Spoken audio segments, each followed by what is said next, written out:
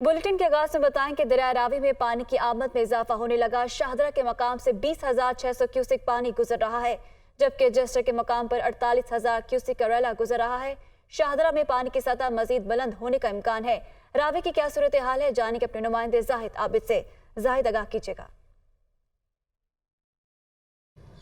जी बिल्कुल, दरिया रावी में गुज़श्ता चंद हफ्ते से पानी बदस्तूर मौजूद है और इसकी सतह में उतार चढ़ाव ज़रूर देखा जा रहा है, लेकिन पानी की मौजूदगी बदस्तूर देखी जा रही है और बहाव भी बदस्तूर है, यानी पानी मुसलसल पीछे से आ रहा है शाहदरा के मकाम पर, जो ये चीज़ जाहिर करता है। आजकल भी यही सूरत नज़र आ रही है। इस वक्त तकरीबन 20,600 क्यूसिक फुट पानी बताया जा रहा है कि शाहदरा से गुजर रहा है, लेकिन जसड़ के मकाम पर तकरीबन 48,000 क्यूसिक पानी का रेला था, जो कि बदस्तूर अब आगे की जानब आ रहा है, जिसमें से काफ़ी हद तक पानी तो रास्ते में रह जाएगा और बहुत कम यहाँ पर रावी पर पहुँच सकेगा। इस वक्त तक हालात यहाँ पर मामूल के मुताबिक नज़र आ रहे हैं। यहाँ पर कोई हंगामी सूरत हाल है सच नज़र नहीं आ रही, लेकिन जो ज़िले इंतज़ामिया के अहलकार हैं वो बदस्तूर यहाँ पर मौजूद हैं किसी भी हंगामी सूरत हाल से निपटने के लिए। बताया ये जा रहा है कि भारत के जो डैम हैं वो बदस्तूर अपनी इंतहाई सतह पर पहुँच रहे हैं और जैसे ही वो डैम भर जाएंगे उनकी जानब से मज़ीद पानी छोड़ा जाएगा दरिया रावी और दरिया चिनाब में, जिसकी वजह से हालात कुछ पेचीदा हो सकते हैं। ताहम इस वक्त तक सूरत हाल मामूल के मुताबिक नज़र आ रही है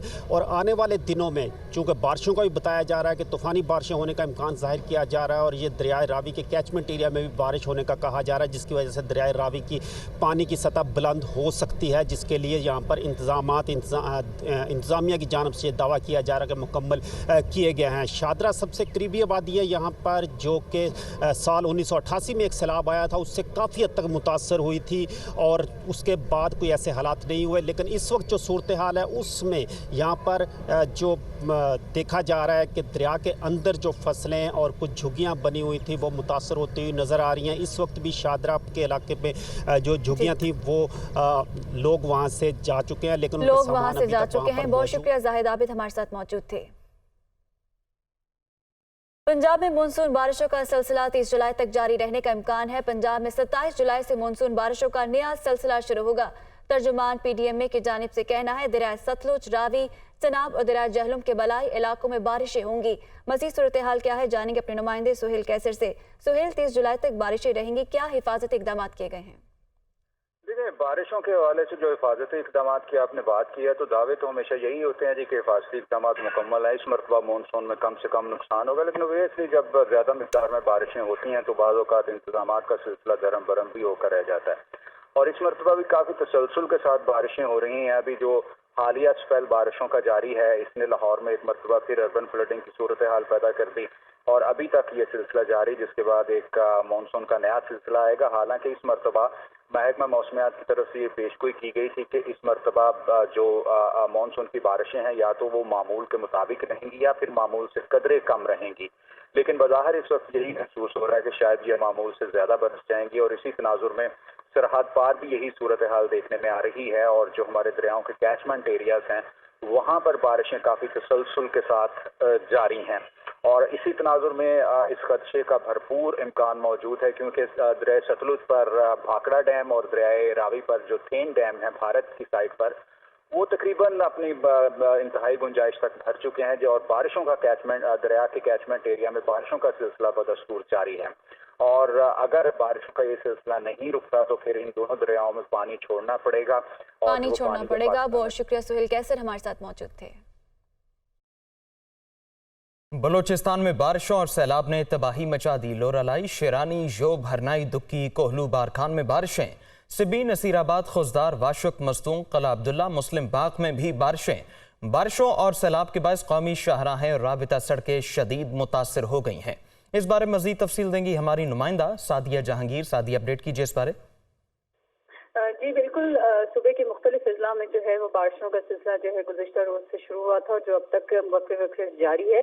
ताहम बोलान का जो इलाका है पिंजरा पुल के मकाम पर, यहाँ कौमी शाहराहें जो हैं वो मुतासर हुई हैं, जिसके बायस जो है जो दोनों अतराफ है ट्रैफिक मअतल कर दी गई है। ट्रांसपोर्टरों को भी हिदायत की गई है कि वो बड़े रूट से महदूद सफर की हिदायत की गई है, जबकि मुख्तलिफ अजला के जो पहाड़ी इलाके हैं उनके नदी नालों में जो तुग़यानी है और इसी तरह से जावी और सोबतपुर में मूसलाधार बारिशों के बायस नशीबी इलाके ज़ेरे-आब आ गए हैं, जबकि बिजली के मुतादिद जो लाइनें हैं वो ट्रिप कर गई हैं, जिससे इलाके में जो है बिजली की फराहमी भी मुअत्तल है। बसीमा के के जो नवाही इलाके हैं वहाँ पे सैलाबी रेलों से मुतादिद मकानों और जो फसलात हैं उनको भी नुकसान पहुंचा है। वाशुक में भी इसी तरह सैलाबी सूरत हाल है, वहाँ अंगूर के बागात तबाह हुए हैं और अब तक जो PDMA के मुताबिक 6 अफराद जाँ बाक हुए हैं और 13 अफराद जख्मी हुए हैं मुख्तलिफ वाक़यात में। इसी तरह महकमा PDMA की जानिब से मुख्तलिफ अजला में जो है वो इमदादी सरगर्मियाँ जारी हैं। उनके साथ पाक फौज, जिला इंतजामिया और FC के जो जवान हैं वो भी इमदादी सरगर्मियों में हिस्सा ले रहे हैं, जबकि महकमा मौसमियात के मुताबिक जो है वो आइंदा 24 घंटों के दौरान मुख्तलिफ जो अजला हैं वहाँ मजीद बारिशों और सैलाबी रेलों का खदशा है। जी, बारिशों और सैलाब का खदशा है। शुक्रिया आपका। खैबर पख्तूनख्वा में 2 दिनों की बारिशों से मुख्तलिफ वाक़यात में अब तक 9 अफराद जाँ बहक और 7 अफराद ज़ख्मी हो गए। ज़िला अपर और लोअर चित्राल में एमरजेंसी नाफिज कर दी गई है। सूबे में बारिशों और सैलाब से 67 मकानात को जुज़वी जबकि 7 को मुकम्मल नुकसान पहुँचा है। इस बारे तफसील देंगे हमारे नुमाइंदे आमिर जमील। जी बिल्कुल, खैबर पख्तूनख्वा में तेज़ बारिशों के बायस नदी नालों और दरियाओं में तोग़यानी और लैंड स्लाइडिंग के बायस काफ़ी तबाही हो चुकी है। गुज़िश्ता 2 रोज़ के दौरान PDMA की रिपोर्ट के मुताबिक 9 अफराद जो हैं वो जाँ बहक हो चुके हैं, जबकि 7 अफराद जो हैं वो ज़ख्मी हुए हैं, जबकि 67 घरों को जुज़वी तौर पर नुकसान पहुँचा है और 9 घर जो हैं वो मुकम्मल तौर पर तबाह हो चुके हैं। PDMA की रिपोर्ट के मुताबिक ज़्यादा तबाही जो है वो चित्राल, अपर चित्राल और लोअर चित्राल में हुई है। इस तमाम सूरत हाल पर खैबर पख्तूनख्वा हुकूमत ने भी नोटिस लिया है और चीफ सेक्रेटरी की जानिब से इमदादी कार्रवाइयाँ तेज़ करने की हिदायत भी की गई है, जबकि महकमे रिलीफ के ज़ेर एहतमाम जितने भी महकमे आते हैं उन्हें अलर्ट जारी करते हुए इमदादी सामान जो है वो मुख्तलिफ मकामात पर रवाना भी कर दिया गया है। इसके साथ साथ महकमा मौसमियात का कहना यह है कि बारिशों का ये सिलसिला जो है वो 28 जुलाई तक जारी रहने के इम्कानात हैं। महकमा मौसमियात और महकमा रिलीफ की जानिब से अलर्ट जारी किए गए हैं कि जितने लोग भी इन मुतल्लका इलाकों में ख़ास तौर पर बालाई इलाकों में रिहाइश पजीर हैं वो एहतियाती तदाबीर इख्तियार करें और महकमा ज़िली इंतज़ामिया की जानिब से जो इन्हें हिदायत दी जा रही हैं उस पर मुकम्मल तौर पर अमल दरामद किया जाए। जी, आज़ाद जम्मू कश्मीर के बेशतर इलाकों में वक्फे से बारिश का सिलसिला जारी है। रात होने वाली बारिश से मुजफ्फराबाद के इलाके चहलबांडी में दर्जनों मकान बरसाती नाले की जद में आकर मुतासर हो गए। इस बारे मजीद तफसील देंगे मोहम्मद इकबाल।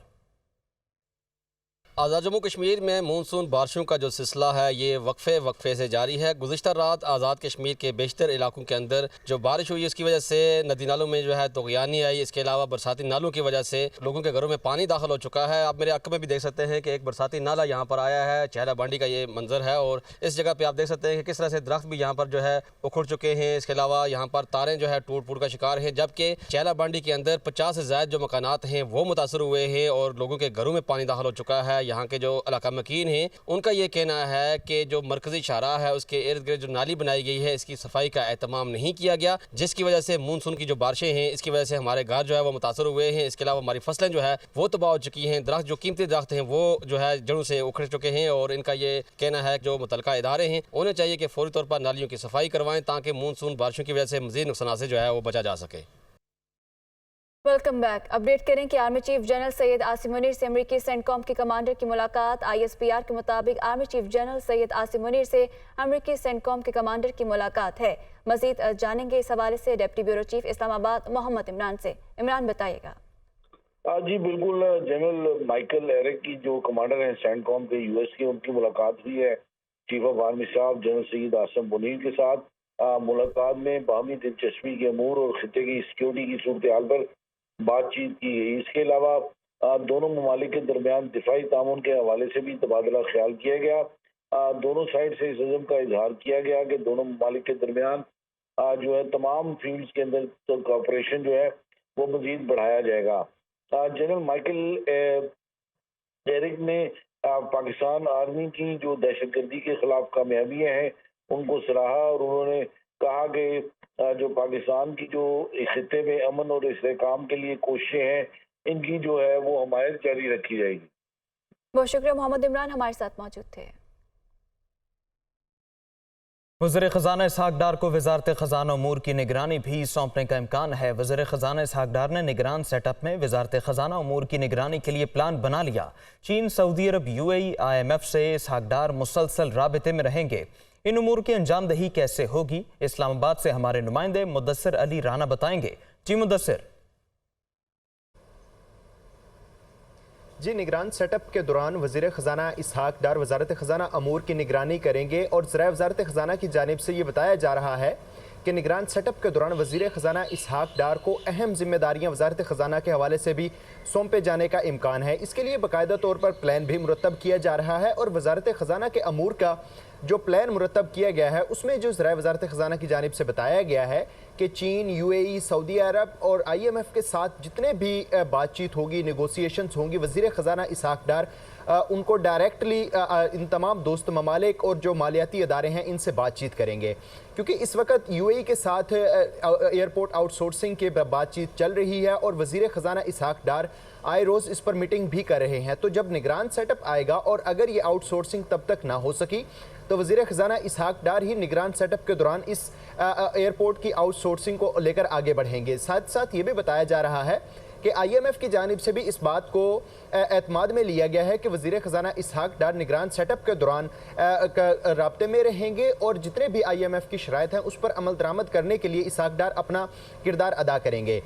जो प्लान मुरतब किया जा रहा है और जो बताया जा रहा है कि वज़ीर ख़ज़ाना इसहाक डार को अगर अहम जिम्मेदारियां सौंपी जाती हैं तो मुआशी टीम जो भी होगी वो वज़ीर ख़ज़ाना इसहाक डार को IMF प्रोग्राम पर अमल दरामद और वज़ारत ख़ज़ाना के जो अमूर होंगे मुल्क की मुआशी सूरत हाल के हवाले से आगाह रखेंगे। इसके साथ ही ये भी बताया जा रहा है क्योंकि दोस्त ममालिक के साथ कर्ज़ों की रीशेड्यूलिंग भी होगी और बैरूनी अदायगियाँ भी करनी होगी। इस तमाम मामले के लिए भी वज़ीर ख़ज़ाना इसहाक डार ही जो अहम अमूर हैं वो सर अंजाम देंगे। ये भी बताया जा रहा है कि ठीक है, वज़ारत ख़ज़ाना अमूर की निगरानी के लिए प्लान मुरतब कर लिया। शुक्रिया आपका।